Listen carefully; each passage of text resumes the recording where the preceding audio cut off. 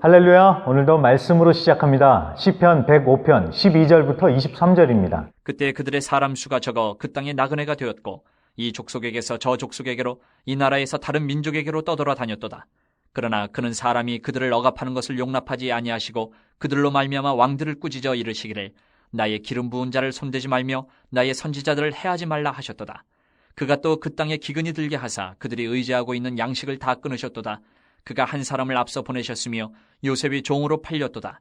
그의 발은 착고를 차고 그의 몸은 쇠사슬에 매였으니 곧 여호와의 말씀이 응할 때까지라. 그의 말씀이 그를 단련하였도다.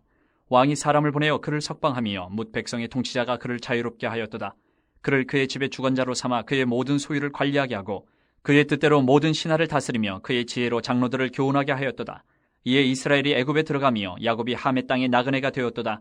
시편 105편은 창세기의 아브라함 이야기부터 10가지 재앙과 출애굽 이야기까지를 다룹니다. 하지만 단순히 역사를 옛날 이야기처럼 들려주는 것이 아니라 하나님이 말씀하시고 약속하신 대로 이루셨음을 증거하며 그 능력의 하나님을 자랑하는 것입니다. 하나님이 하신 약속은 어제 11절에 나옵니다. 가나안 땅을 내게 주어 너희에게 할당된 소유가 되게 하리라.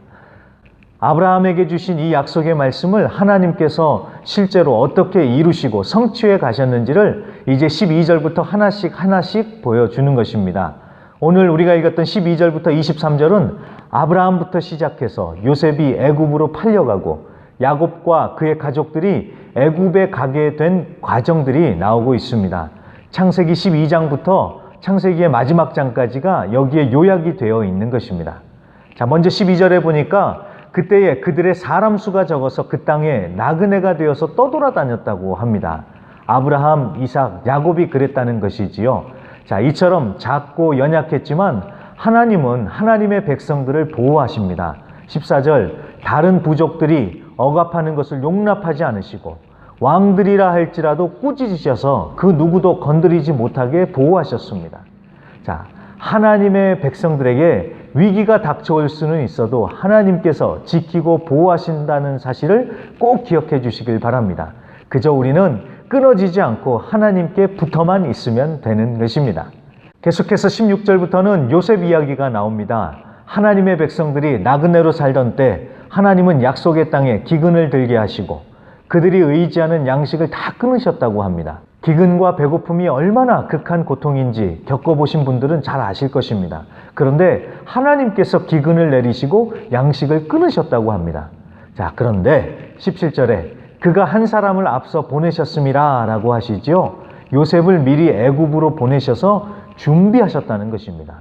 그러니까 하나님이 그냥 기근을 보내시고 양식을 끊으신 것이 아니라 다 하나님의 계획 아래 그렇게 하신 것입니다.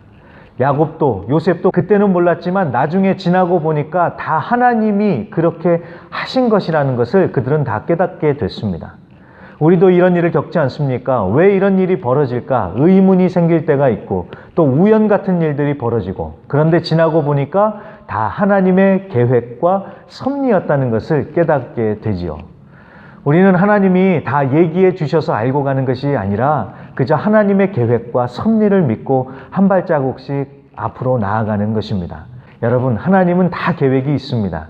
끝까지 그 하나님을 믿고 신뢰하면서 오늘도 승리하시는 이 하루가 되시기를 간절히 기도합니다.